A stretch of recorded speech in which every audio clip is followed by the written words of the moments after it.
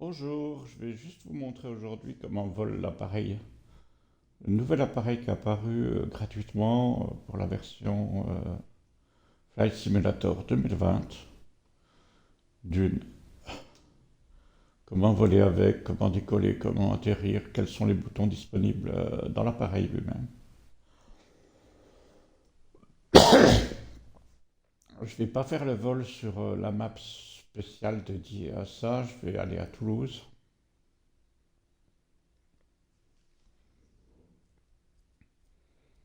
Alors, la manette de base, c'est la manette réglée par défaut. Ici, nous avons une notion de power. Je vais vous parler un peu des touches, donc je vous demande d'être attentif avec les touches, parce que je ne peux pas vous les noter. Donc, prenez-en note, parce que la vidéo ne reste disponible sur Twitch, sur mon compte, que pendant une semaine. Donc, je vous demande de faire attention un petit peu à ce qui vous intéresse sur ça. Donc, ici, nous sommes à bord de ce fameux ornicoptère, c'est comme ça que ça s'appelle. Alors, nous sommes à l'aube, grand soleil, joli soleil d'ailleurs. Voyons qu'il y a d'autres joueurs aux alentours. Et vous saurez que dans mes parties, j'évite absolument les avions génériques. Donc, ce que vous voyez, c'est toujours des joueurs en temps réel autour de moi. Voilà. Comme ça, on va se concentrer sur le mouvement à l'intérieur, la lecture, etc. Donc, nous sommes dans l'appareil. Juste pour vous montrer, je vais faire un mouvement. Je vais comme me déplacer dans l'appareil. Donc, je maintiens la touche L1 enfoncée. Je fais aller le joystick gauche, droite, etc. Ou droite, gauche. Voilà. Donc, je fais un mouvement de translation en avant, en arrière, tout en maintenant en continu la touche L1. Au moment où je vais la relâcher, vous allez voir un point s'afficher sur mon écran, donc vous comprendrez que je les relâche. Vous voyez, là, je ne cherche pas à descendre. C'est comme si je m'allongeais. Ensuite, on peut, avec gauche-droite, bouton L2, R2, monter, descendre. Ici, on ne va pas pouvoir descendre en raison de, je pense, une limitation à la sortie de l'appareil. Donc en général, on change de vue quand on est dans une situation comme ça. Juste pour vous donner un aperçu, là je suis descendu depuis la plateforme, je me suis abaissé, c'est comme si je m'abaisse au niveau du plancher. Voilà. Et je me relève jusqu'à presque toucher le haut. Voilà, comme ça vous voyez. Donc ici c'est les deux touches L2, R2. Ça c'est la touche caméra, c'est le joystick du côté droit. Et ça c'est la touche mouvement, translation latérale gauche-droite, au bas, reculer, avancer du joystick gauche. Je me retourne avec la vue, je remonte, je m'avance. Voilà comment on se déplace dans un avion sur Xbox, hein, mes amis, hein, sur rien d'autre que Xbox. Ça marche sur PC hein, aussi, hein, bien entendu, mais il m'a fallu beaucoup de temps pour comprendre ce processus, donc je profite de vous le partager. Ensuite, nous pouvons donc nous approcher des commandes. Des boutons de commande qui sont assez austères, et c'est très bien comme ça, parce que ça ne demande pas non plus une grosse réflexion. Voilà. Vous voyez, chaque fois que vous voyez apparaître ce point au centre de mon écran, ce point blanc qui disparaît au bout d'un moment, c'est que j'ai relâché la touche. Là, je presse la touche, on ne le voit pas apparaître. Là, je relâche la touche, on le voit apparaître. Donc là, je maintiens la touche et je dois relâcher la touche pour avoir accès aux commandes par pression sur les boutons comme si j'avais une souris. Donc mon point blanc devient mon point souris. Hein. Là, le point blanc, là où il est situé, devient le point souris. Alors ici, on a un bouton qui sert à rien. Hors service, c'est toujours sert à rien. Alors, on a l'activation des activations de batterie, l'activation des activations de la vanne à carburant, l'activation des activations, je ne suis pas sûr des activations de l'alternateur, en tout cas l'activation, l'activation de l'interrupteur général de l'avionique, c'est-à-dire les cadrans sont censés se mettre au repos, l'arrêt du moteur, ici, donc je peux presser A,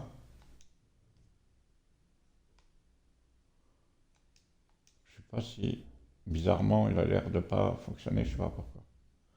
Là, on voit que les pales ont l'air d'être en activité. Ok, elles s'arrêtent. Donc l'arrêt du moteur, c'est l'arrêt du moteur des pales. D'accord. Parce qu'il y a des moteurs de... Je remets ceci en activité, voyons voir. Est-ce que ça va marcher ou non? On va profiter pour regarder le reste comme ça. Repli des ailes. Regardez.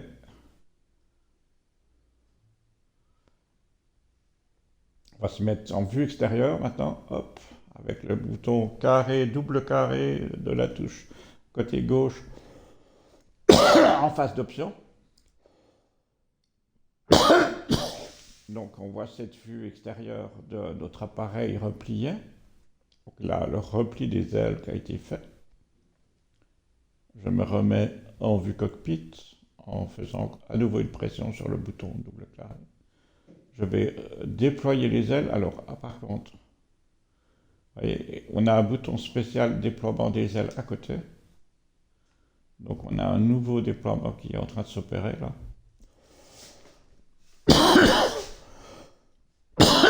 Pardon, je vous demande pardon, mais voilà, j'ai été malade et puis je suis pas très bien démarré le moteur. Alors vous allez assister de nouveau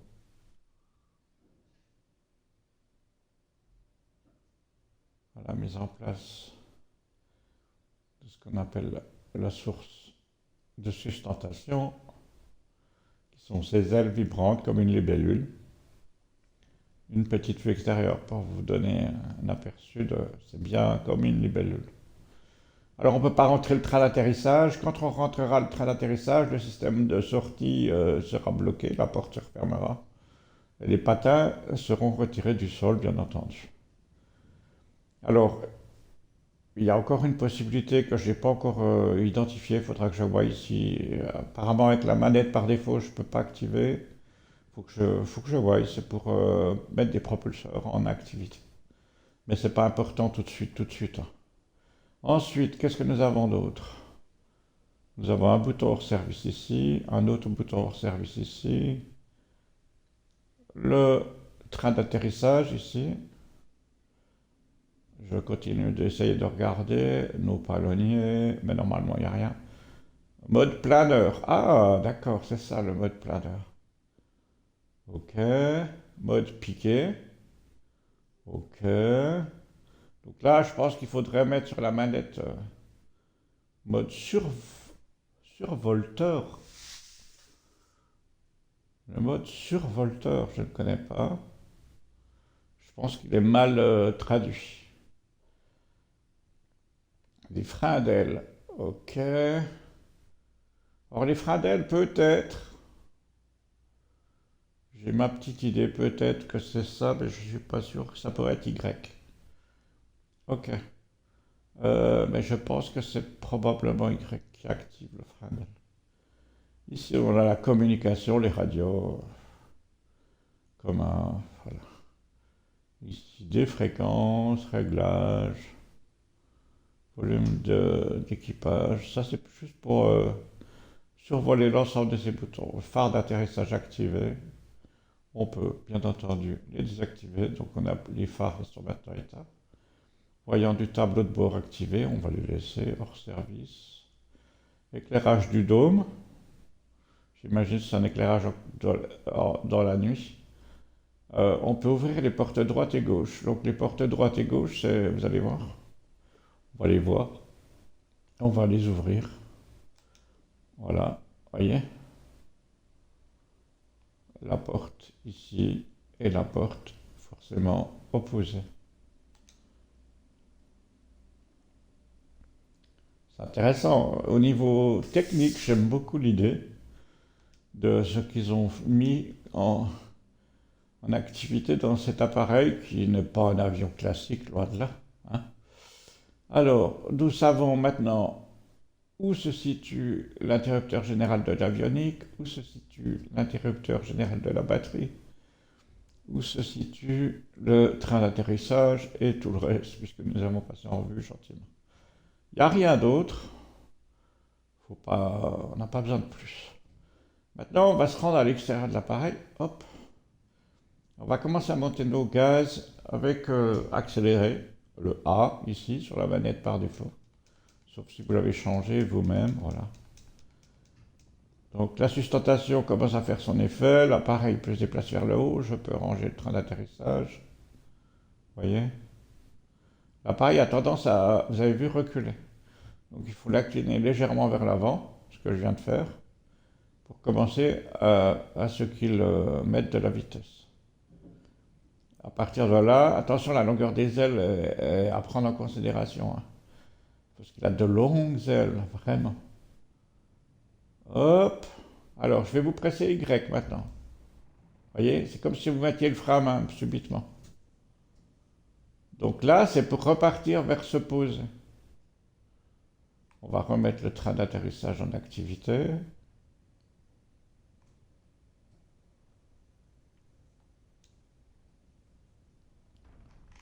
Il est un peu violent, mais il se pose. Là, je represse Y, mais il n'y a plus rien qui se passe.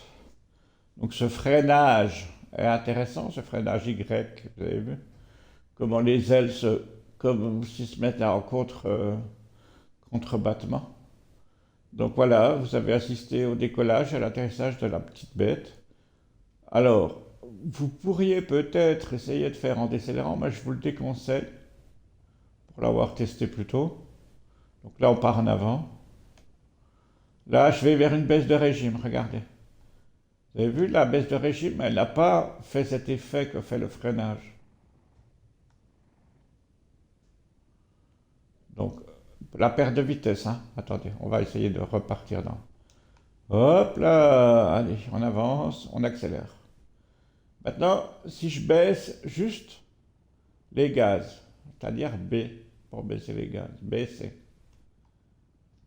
ben vous ne verrez pas l'effet de freinage, vous voyez? Il n'y a que là que vous voyez l'effet de freinage. Donc il doit y avoir une raison à ce que ce Y là, qui fait l'effet de freinage, nous soit plus intéressant pour vous à exploiter pour pouvoir atterrir. On va retourner en direction de la piste gentiment. Donc on continue à garder une certaine vitesse de déplacement. On va aller se mettre au-dessus de l'herbe. On va laisser cette puissance moteur. Ici, normalement, on se crache hein, si on touche au sol. Là, on freine relativement brutalement, on va dire. Alors ici, je me suis posé, vous voyez, sans ouvrir le train. Hop. Alors là, je me retrouve le train, je repars en avant. Le but, c'est de repartir en avant, voilà. Donc il s'est posé sans casse. Normalement, il y a de la casse hein, quand vous faites ça. Mais c'est juste pour montrer. Il n'a pas considéré l'appareil comme détruit. Alors qu'il aurait peut-être dû. Mais bon, je suis en mode difficile, hein, donc il aurait dû. Mais comme je l'ai posé sans que les ailes touchent, je pense que ça m'a sauvé la position. Voilà, on repère de nouveau notre vitesse. Voilà, hop. Vous voyez, il n'est pas si difficile que ça à poser. Par contre, je vous déconseille d'être incliné du côté des ailes, parce que si les ailes sont en contact avec le sol, et que vous êtes en mode comme moi difficile là, ben voilà, c'est considéré comme un crash. Déjà, je suis surpris que ce qu'il a fait tout à l'heure, voilà. Donc il est facile à voler. Et vous avez vu ainsi toutes les commandes possibles de l'appareil. Donc, moi j'aime beaucoup, franchement, je trouve que c'est un joli cadeau des développeurs.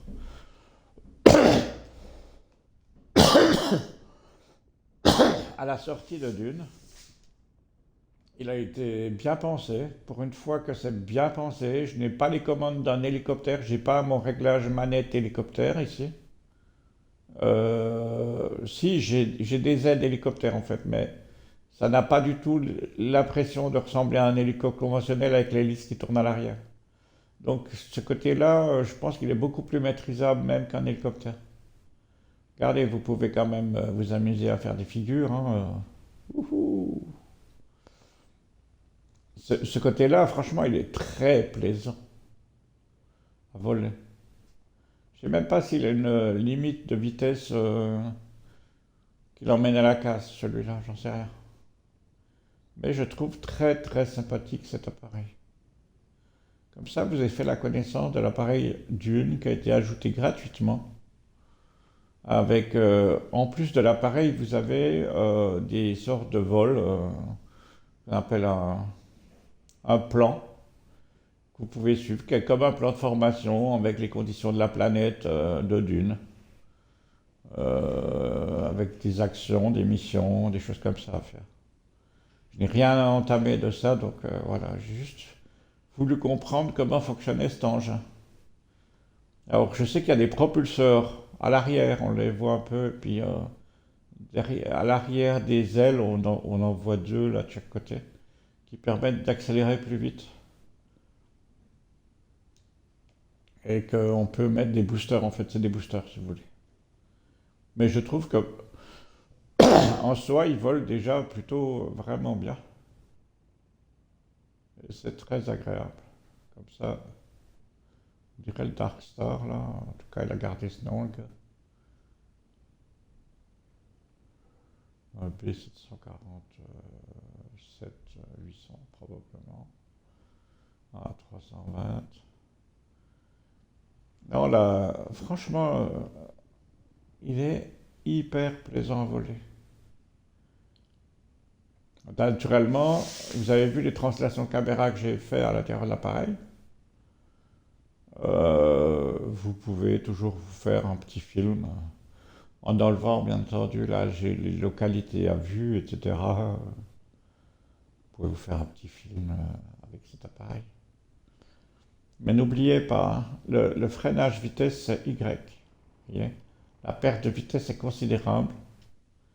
C'est comme un freinage d'urgence. C'est vraiment, moi je trouve ça très très bien pensé. Wouh! Ouh, je sais pas ce que j'ai foutu, mais je l'ai fait. Ouh, pardon. Alors là, je me suis surpris à presser un bouton qui a eu une conséquence que je n'avais pas prévue. Je vous souhaite une bonne journée. Je vais m'arrêter là pour cette vidéo, puis je vais commencer une vidéo sur le F-35B. Retour au menu principal. Oui. Donc je vais couper cette vidéo pour que vous ayez bien cette section ici séparée de l'autre. À tout à l'heure, à tout de suite plutôt. Alors, tout de suite, je reviens dans un instant. Je vais changer l'intitulé.